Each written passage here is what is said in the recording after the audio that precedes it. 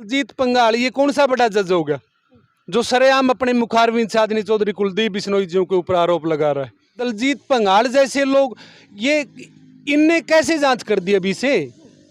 भाई सारे का सारा दोष कुलदीप जी के ऊपर मंड दिया। मैं राम राम जी सबने, आप सबका स्वागत है आपके अपने चैनल जन क्रांति न्यूज़ में। मैं रीना राजपूत। और भाई आपने देखा है अलग अलग तरह के मुद्दे जो हैं वे लगातार चलन लग रहे हैं इन पिछले कुछ बीते दिनों में। और एक मुद्दा भाई जो जहाँ से सियासत शुरू हुई थी हरियाणा की, बात करी जाए कुलदीप बिश्नोई की। कुलदीप बिश्नोई कांग्रेस से फिर बीजेपी में गए थे और बीजेपी में जाने के बाद एक बड़ा जो है झटका भी लगा है हरियाणा की राजनीति ने। बीजेपी नेत्री जो सोनाली फोगाट थी उसका निधन होया। हर उसके बाद जो है राजनीति जो हरियाणा की है वह बहुत हाई लेवल पर चली गई। कई कंट्रोवर्सी हुई, कई तरह की बात निकल के आई है। और अभी अगर बात करूं कुलदीप बिश्नोई के जो निजी प्रवक्ता हैं अनिल लितानी जी, वे मेरे साथ मौजूद हैं। उनके साथ बात करांगे कई मुद्दे ने लेके भी जो आपके और हमारे दिमाग में हमारे मन में कई दिनों तक चालन लग रही थी, लेकिन वही बात है भी टाइम जो है वो नहीं मिलन लग रहा था। तो अनिल लितानी जी तो बात करांगे उन मुद्दों ने लेके। राम राम जी। राम राम जी।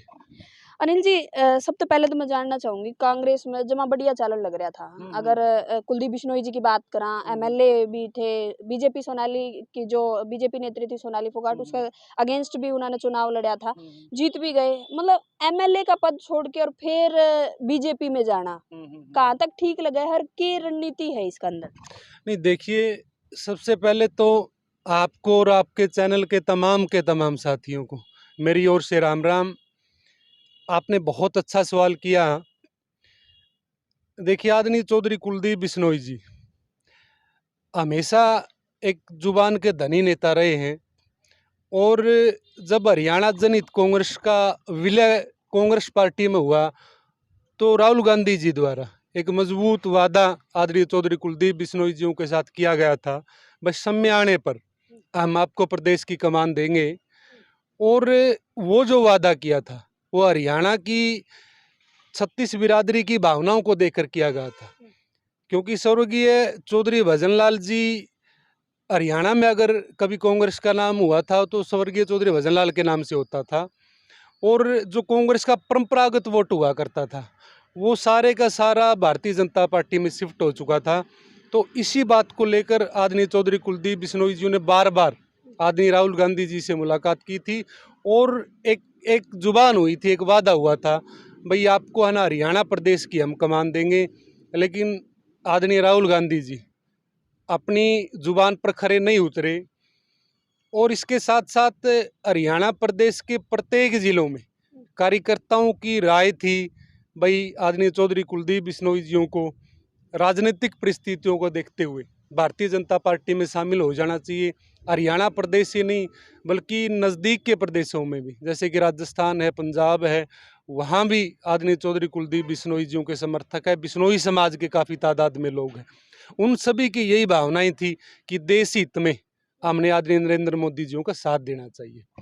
अच्छा, बात करा जैसे ही जो कुलदीप बिश्नोई जी हैं उनने अपना इस्तीफा दिया, इस्तीफे के तुरंत बाद जो है बीजेपी की जो नेत्री थी सोनाली फोगाट, उसकी तरफ तभी आपने देखा कई तरह के मैसेज ट्वीट वो लगातार वायरल होने लग रहे थे, क्योंकि पहले दोनों एक दूसरे की टक्कर में थे। उसके बाद कुलदीप बिश्नोई जी का सोनाली फोगाट से उसकी डेथ से कुछ दिन पहले मिल के आना, मतलब कई ऐसी चीज़ें हैं जो हम नहीं, मतलब पूरा जो हमारा सामाजिक ढांचा है उसकी कह लो, मतलब हर तरह से सवाल उनने खड़े कर रखे हैं कि एक तरह से जो अब सोनाली फोगाट जो थी वो अगली बार भी अगर टिकट की दावेदार हैं तो कहीं ना कहीं वो एक डर का माहौल जो है कुलदीप बिश्नोई जी में पैदा हो गया था। और इसीलिए ही कुछ ऐसा जो है लोग सोच रहे हैं जो आप अभी आने वाले टाइम में हम पूछने वाले भी आप। नहीं देखिए, मैं आपके सवाल को बड़ी गंभीरता से सोचता हूँ।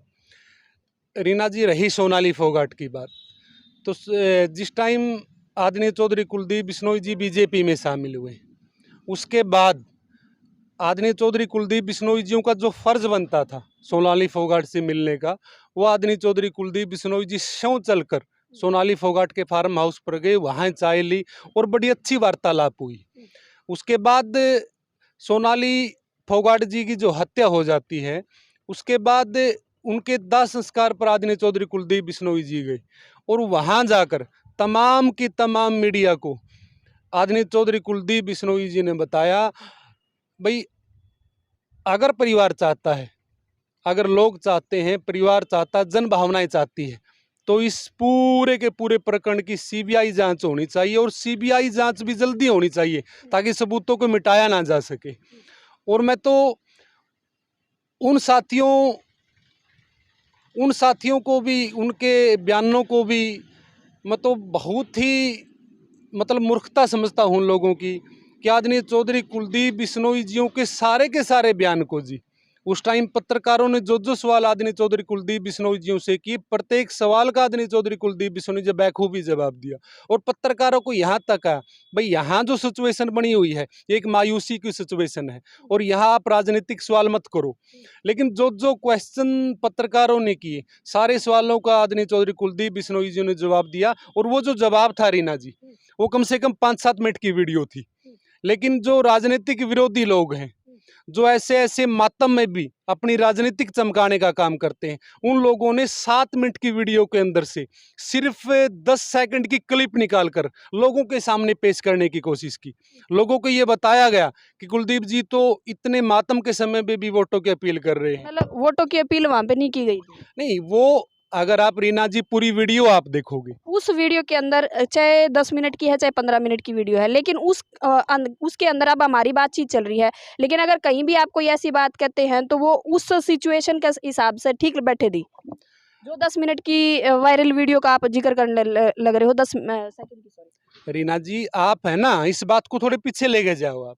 पत्रकारों ने जो सवाल कुलदीप जी से किए, पत्रकारों को तो यहाँ तक भी कुलदीप जी ने कहा भाई ऐसे ऐसे मायूसी के माहौल में जो इतनी बड़ी दुख की घटना हुई है, एक लड़की के सर से पहले पिता का साया उठ चुका है, माँ का साया उठ चुका है, आज बिल्कुल कोई आशीर्वाद लड़की के ऊपर नहीं है। ऐसी परिस्थितियों में आप राजनीतिक सवाल मत करो। कुलदीप जी ने तो यहाँ तक कहा, लेकिन पत्रकारों ने सवाल किया।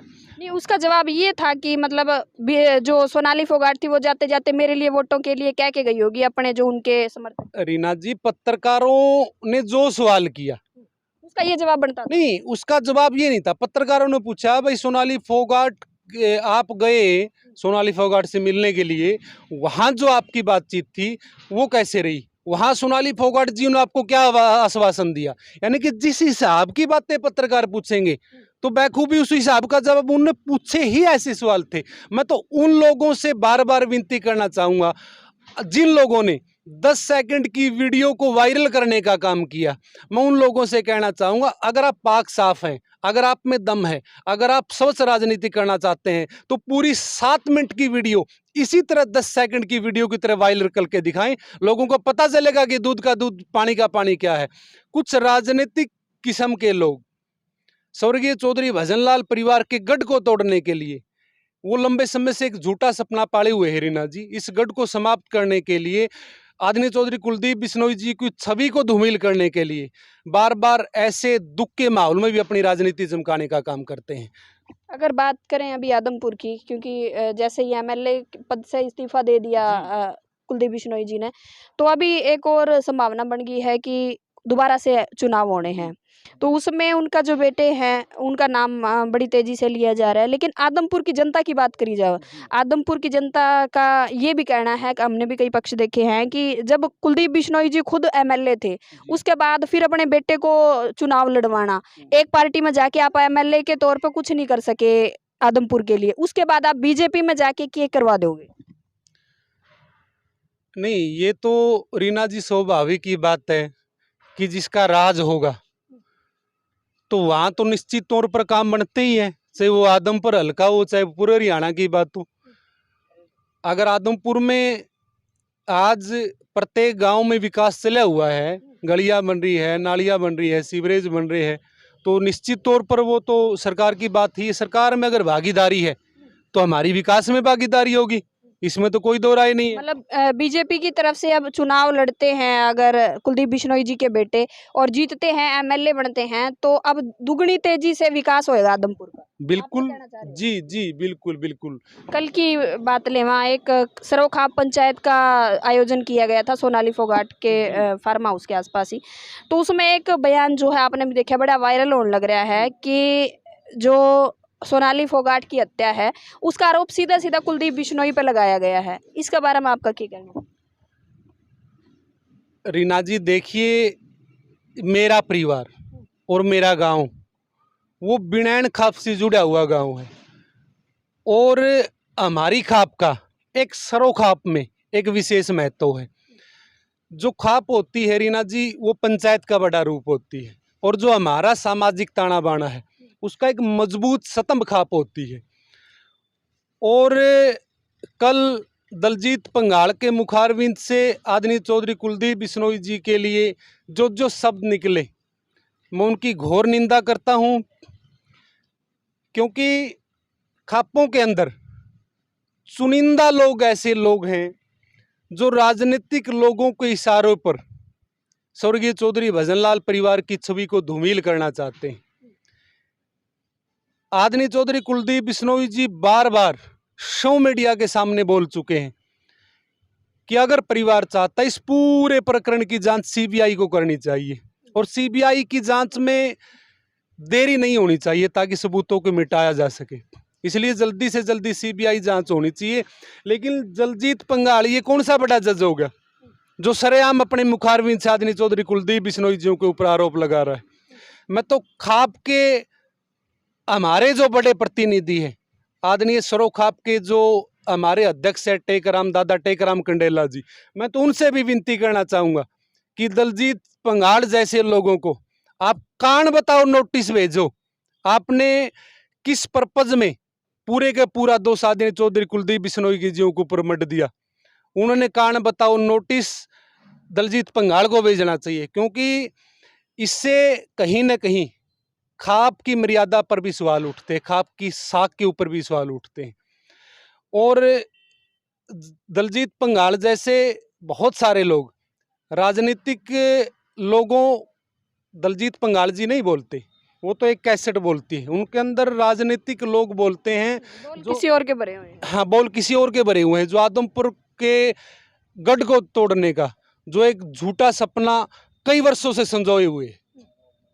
मतलब वो कहलवाते हैं। हाँ हाँ, बिल्कुल बिल्कुल। अच्छा, बात अभी हमारी चल रही थी सोनाली फोगाट के हत्याकांड मामले पे ही। जी। आपने की लगे है, अगर आपका पर्सनल व्यू मैं जानना चाहूँ, सोनाली फोगाट की जो हत्या है, क्या कोई राजनीतिक कोई झोलमाला हो सकता है, कुछ ऐसा राजनीतिक? क्योंकि देखो कई कवे हैं भी, कईयां की जन्मपत्री वाले रही थी सारी, ये भी सच्चाई है उसका है कि कोई राजनीति के चक्कर में ही उनकी हत्या हुई हो। सुधीर सांगवान तो कवे हैं भी एक छोटा सा सिर्फ एक उनका मोहरा है, लेकिन बड़ी मछली कोई और है। नहीं, देखिए आपने बहुत अच्छा सवाल किया रीना जी। सिर्फ हम नहीं, पूरा हरियाणा प्रदेश इस बात को मतलब समझना चाहता है, इसको निखारना चाहता है, दूध का दूध पानी का पानी चाहता है कि आखिर क्या वजह रही जिसके कारण सोनाली फोगाट की हत्या की गई। पूरा हरियाणा इस चीज़ को जानना चाहता है। लेकिन ये चीज़ निकलेगी कब? सवाल ये है भाई, ये चीज़ निकलेगी कब?